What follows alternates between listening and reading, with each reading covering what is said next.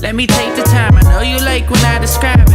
I've been lying to myself, truth I wanna hide it. Fall in love in 7 days a week and won't describe it. I've been trying many things, but nothing comes as close as flying in the same. One of my biggest grievances with sort of the glamorization and like Hollywoodization of entrepreneurship these days is that people just talk about the 1 in a billion stories. It's like the person who gets discovered, so to speak, in any industry that people really put on a pedestal, when really the story is that 99.9% of the time it's things were really hard. So Darrah Brustein was really interesting to me, and I hope to have more guests like her to be able to tell their stories, the good and the bad. And I think the bad may be more important than the good,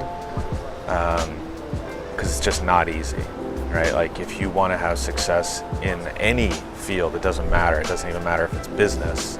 You have to be willing to go through. Truthfully, what I want to know, because I'm interested, is how did you get going? Initially an internship in PR, which sucked. I learned really quickly that PR was not for me. It felt really smoke and mirrors and a lot of like cattiness, backbiting kind of vibes, and that wasn't for me. So I've heard that. Hopped out of there and went into an equally, unfortunately, catty industry, went into the fashion industry. So it's probably kind of obvious that we knew each other a little bit, but I didn't know the full story. But I knew that she had been in multiple industries and she's young. So just having that context of being able to make really quick changes in different industries and being able to kind of tie them all together was really, really intriguing. So legitimately, you went from that world. Was there something in between again? Or did you just say?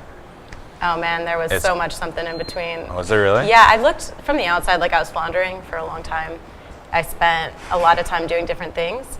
And at first it felt haphazard, and then eventually it felt a little bit more intentional, that I recognized that I wasn't going to have a long span of time when I was older to experiment and try things and sort of weed out what I didn't want to do, because I felt like that was just as important to ascertain as was what I did want to do.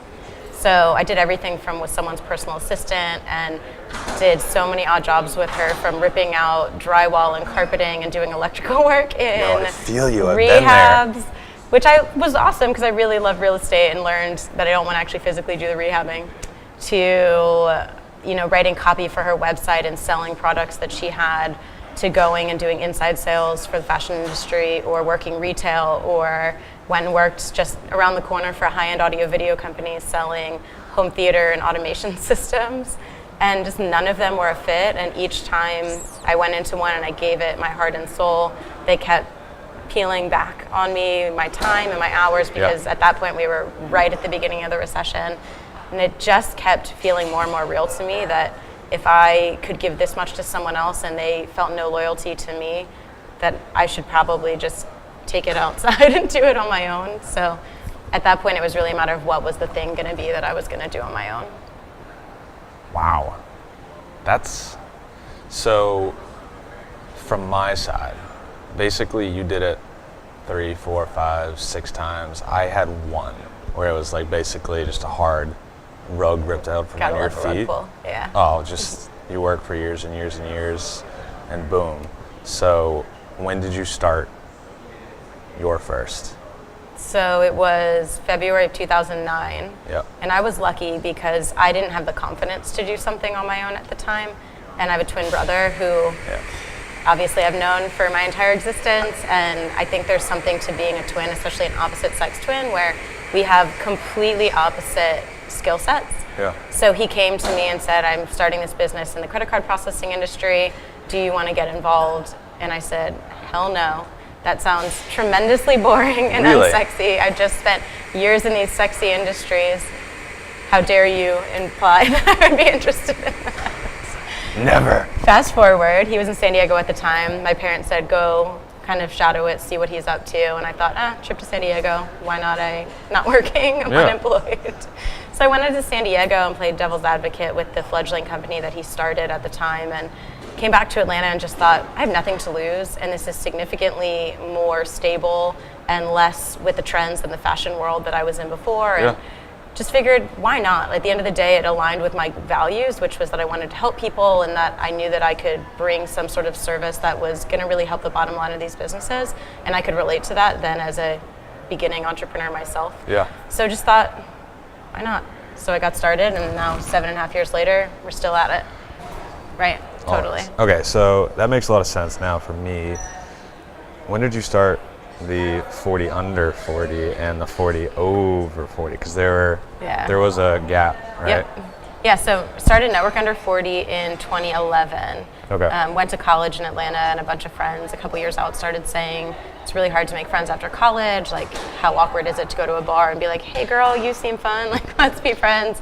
Or they'd go to networking events and feel really overwhelmed that it was people their parents' age and they couldn't relate, or even worse, it was like a big meat market, or it was a business card shoving in your face environment, and none of those things felt natural or like a great way to build any sort of relationship. Completely agree. So again, when they kept saying that to me, I was like, oh, well, like I like bringing people together, I'll just start an event. So in March of 2011, I said, here's, at the time it was called Atlanta Under 40, show up and I'll help you meet other cool people and we'll see what happens. So 94 people showed up, 90 of whom were my friends, and the energy was truly electric. Like, I've never been in a room that felt that jazzed. Really? It was amazing. I think that's sick. I mean, Thank you. It's just, it really is like, I know a lot of people that talk this stuff and like say, yeah, like I just want to do it because it's good, but. And again, it sort of goes back to, you don't realize that your gift is a thing that other people don't possess, because I would give them recommendations, say, here's what you need to do, here's how it works. And they'd come back and be like, I can't do that. Like, I need more structure, I need more guidance. Really? So I spent a couple years figuring out, is this something I can really package and help expand? Or is it something that's just so obvious that anyone could go do it and they just steal it out from under me? Yeah. And really went with the latter for a long time, and then just kept recognizing that it's not that easy. And like any business idea, execution is equally, if not greater than, in importance to the idea. So I recognize that most people don't have the capability and the persistence and the drive to do it. Yeah. So, yeah. How'd you get going with the last, like the finance side, obviously? Mm-hmm. Was that part of you like having the struggles with it and wishing that you had it when you were that 22-year-old, 24-year-old? No, it was the opposite. Really? So, yeah, Finance Whiz Kids is what it's called. It's a book series that teaches financial education to elementary age kids through illustrated stories. This all really came from a couple places. One, my dad is an executive in the financial services industry. My mom is a lifetime entrepreneur. So I grew up with these two kind of outer sources giving me really positive influences on money, and I'm Jewish. So like all of those things.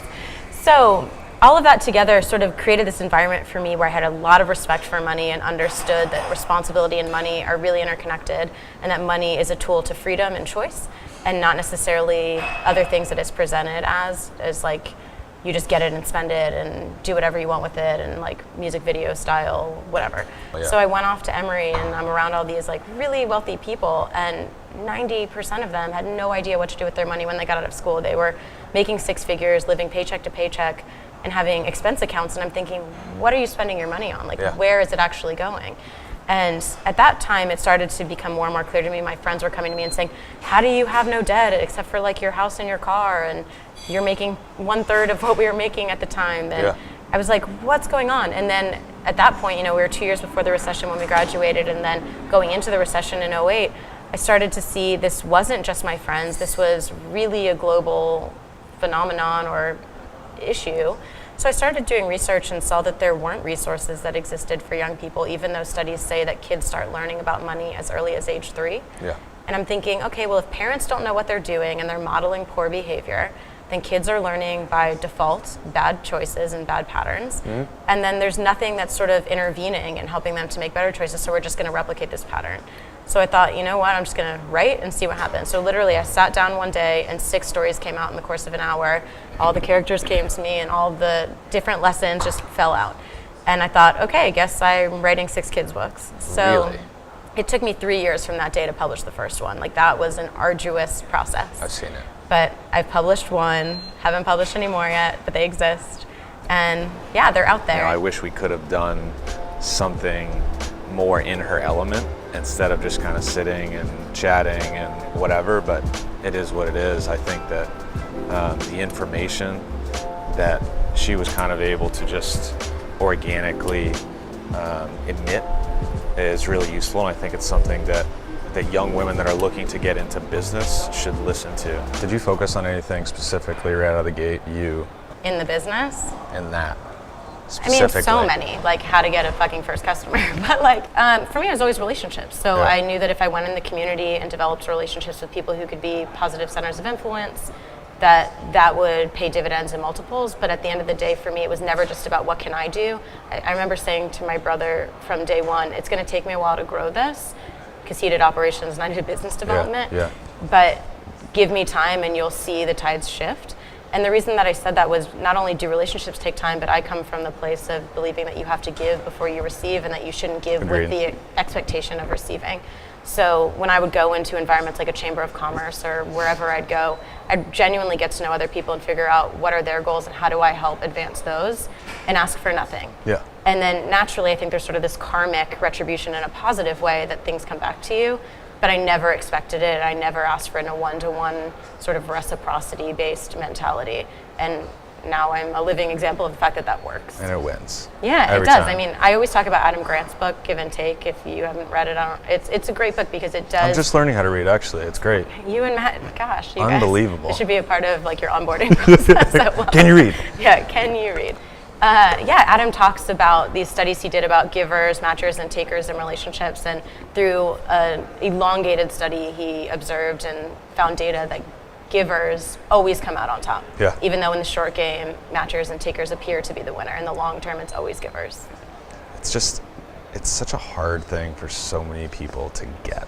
It is, because people are wired to have self-interest. And to think it's kill or be killed, and I just don't think it has to be that way. Truthfully, do you think it's better to be like actually transparent about where you are in business, or present like kind of the fake-ish, fake like it till you make it? Yeah. I guess it depends. Like, I don't think you should walk into an investor pitch and be like, oh my God, I'm eating ramen noodles and this is so hard. They don't want to hear that. Like, they need to see the confidence, feel the confidence. But I do think that in certain environments, vulnerability and authenticity, well, actually, I think in all environments, vulnerability and authenticity are important.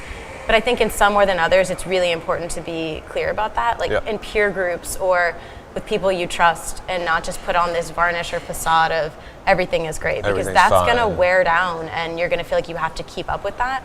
And I think people, like to the connection thing, people connect and relate to authenticity and you being real. So if you're like, it is hard, people are like, yeah, me too. And it's not that you want to stay and live in that, like, you got to get out of it, but there's no harm in being real about it. And I think there's no advantage to pretending you're something that you're not, with the exception, I think, of certain environments like an investor meeting or in a sales pitch, where you need to kind of put on the exterior coat of paint a little bit. But at the end of the day, people are people and they're going to relate to you and your realness. I think I would say that as a whole is exactly why we're doing this. Like, why we're sitting here, because I think people ultimately want to know that someone else actually is going through exactly what they do. Right. And it's like, okay. Like, even though it doesn't make it better, it makes it like knowing, okay, yeah, you can get through it. Yeah, I mean, and such as this is like for the ladies, there's like Us Weekly and it has celebrities. They're just like us. I feel like this is the same thing for entrepreneurship. It's everyone, there's always someone who's further along in the process than you are. And it's easy to heighten that in your own mind and think like, well, they can do it, but I can't do it. And this really goes back to the confidence thing that I have always struggled with, and to think like they have something that I don't, and that's why they're there and why I am not or will not be there. But when you break down the walls and have these conversations, it's great because people recognize, oh, like they were just like me and this is what it took for them, and maybe everyone's path will be different. It should be, but no one just woke up one day and was at the top.